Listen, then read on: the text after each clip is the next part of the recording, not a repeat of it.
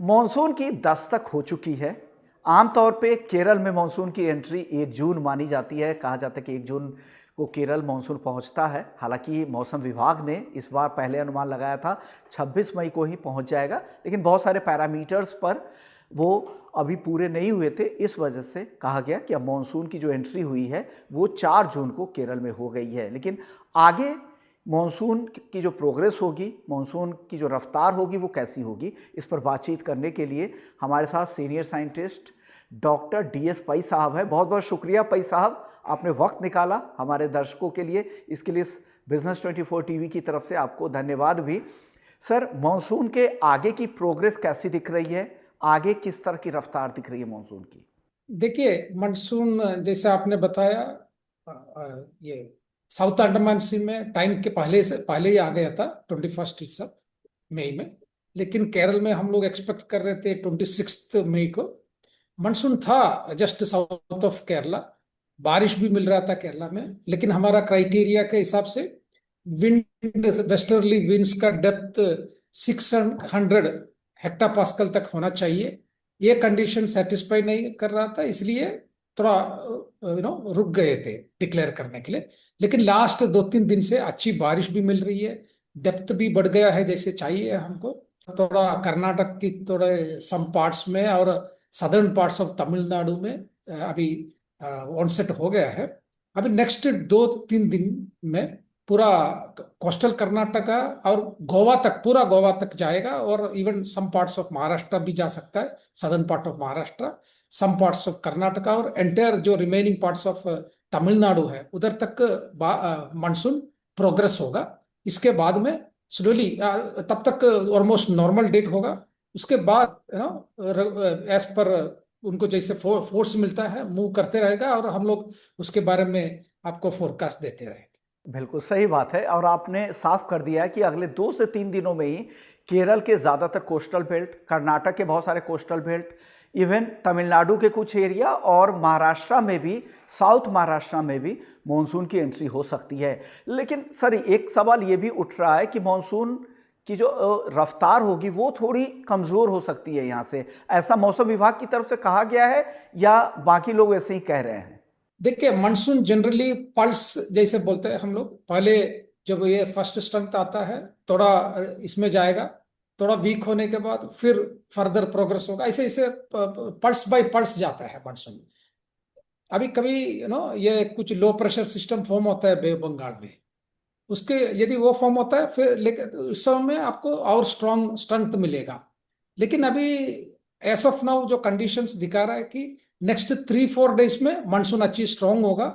तो जैसे मैंने बताया, गोवा तक आएगा। उसके बाद में कैसे फोर्स मिलेगा, उसका विंड्स में स्ट्रेंथ होगा, इसके हिसाब से जाएगा।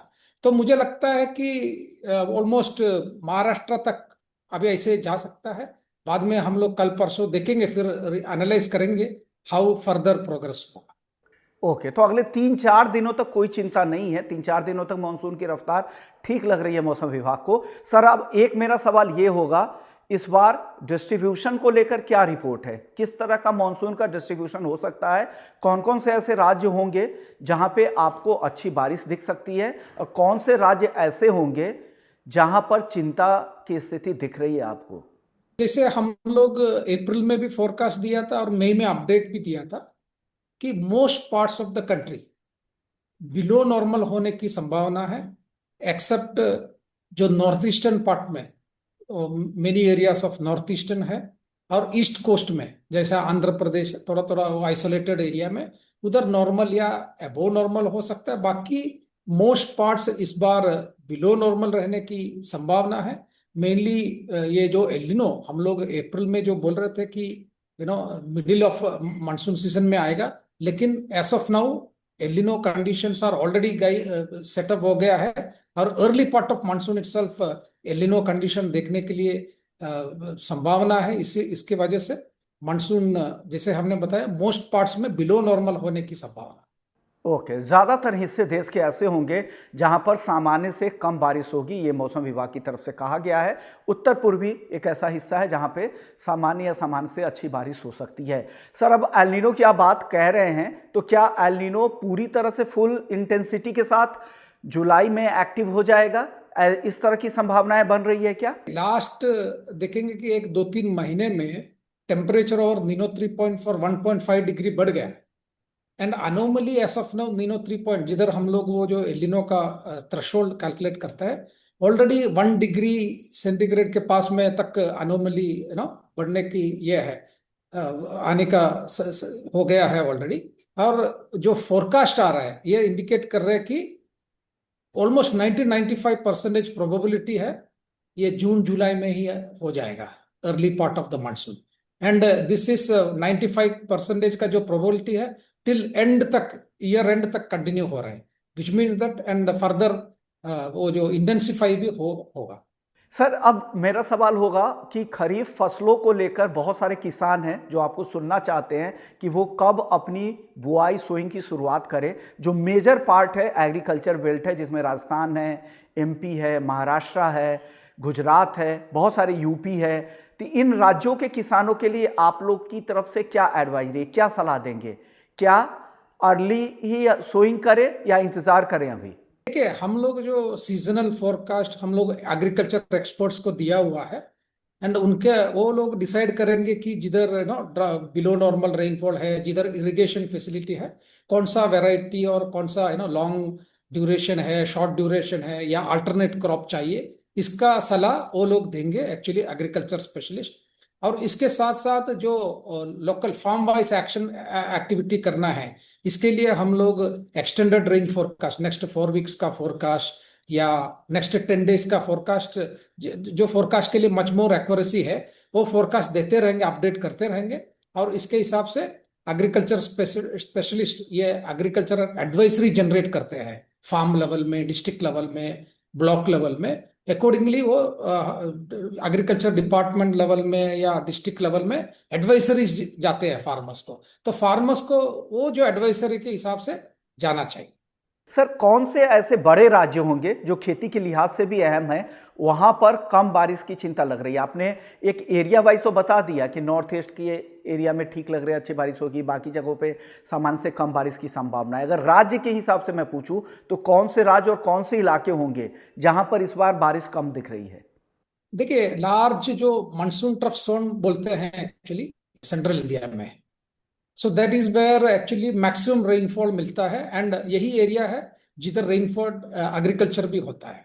और जिधर जिधर इरिगेशन फैसिलिटी नहीं है उधर उसका ज्यादा इम्पैक्ट हो सकता है central India mainly, major part, okay, जिधर एग्रीकल्चर ज्यादा है।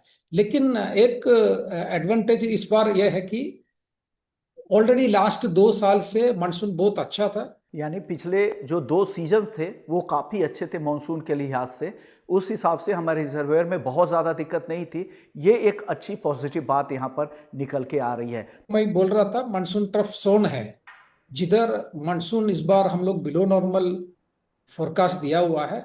और वही एरिया में रेनफेड एग्रीकल्चर उसी एरिया में होता है, जो ना गुजरात से मध्य प्रदेश, नॉर्थ महाराष्ट्र, ये पूरा पार्ट है ना, अप टू उड़ीसा, ये पूरा सेंट्रल इंडिया में इस बार बिलो नॉर्मल रेनफॉल हम लोग एक्सपेक्ट करते हैं। और एग्रीकल्चर भी इधर रेनफेड एग्रीकल्चर होता है, सो इम्पैक्ट भी ज्यादा होने के लिए यही एरिया में हो सकता है ज्यादा। ओके सर, आखिरी सवाल अब आपसे पूछूंगा, ज़्यादा वक्त नहीं लूंगा आपसे। जून, जुलाई, अगस्त, सितंबर, ये 4 महीने मानसून के लिए होते हैं। इन 4 महीने में सबसे ज़्यादा बारिश किन महीने में आपको दिख रही है और कहाँ सबसे कम बारिश दिख रही है?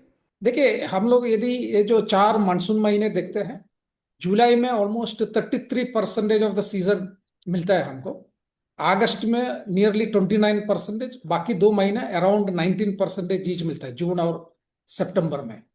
सो यदि जो इस मानसून अराउंड 90% जैसे हमने बताया वो होना है, तो आइदर जुलाई और अगस्त बिलो नॉर्मल होना ही है एक्चुअली। सो यदि हम लोगों को अभी जून भी हम लोग एक्सपेक्ट कर रहे थे कि बिलो नॉर्मल, लेकिन जुलाई एटलीस्ट क्लोज टू नॉर्मल या स्लाइटली बिलो नॉर्मल ही आता है, then situation will be better. मैंने इतना ये नहीं आएगा क्योंकि द बिगिनिंग।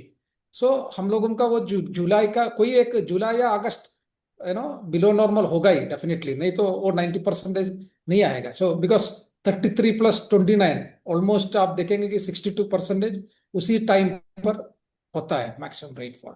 सो हम लोग ईच मंथ एंड में फोरकास्ट दे देंगे कौन सा महीने में कितना आएगा, लेकिन सीजनल फोरकास्ट के साथ साथ हम लोग नेक्स्ट ईच मंथ का नेक्स्ट 4 वीक्स का फोरकास्ट देते हैं, मीन्स 1 मंथ 4 वीक्स मीन्स, और ये अपडेट एवरी वीकली करते रहते हैं। सो इसी के लिए है कि कौन सा महीने में आपका कौन सा पीरियड में नेक्स्ट 1 मंथ क्या सिचुएशन हो सकता है, इसका हम लोग अनुमान देते हैं एग्रीकल्चर मिनिस्ट्री को as well as state government को, स्टेट एग्रीकल्चर डिपार्टमेंट को एक्सेट्रा, सो दैट वो लोग फार्मर्स को प्रॉपरली एडवाइस कर सके। तो चलिए, अच्छी बात है। उम्मीद करते हैं कि हर महीने आप नए अपडेट्स के साथ किसान भी और लोग यहाँ पे अपडेट होते रहेंगे मानसून की स्थिति को लेकर। लेकिन साफ इन्होंने कह दिया है कि जुलाई, जहाँ सबसे ज़्यादा बारिश होती है पूरे मानसून सीजन में 33%, अगस्त उसके बाद सेकेंड सबसे ज़्यादा बारिश होने वाला महीना है 29%।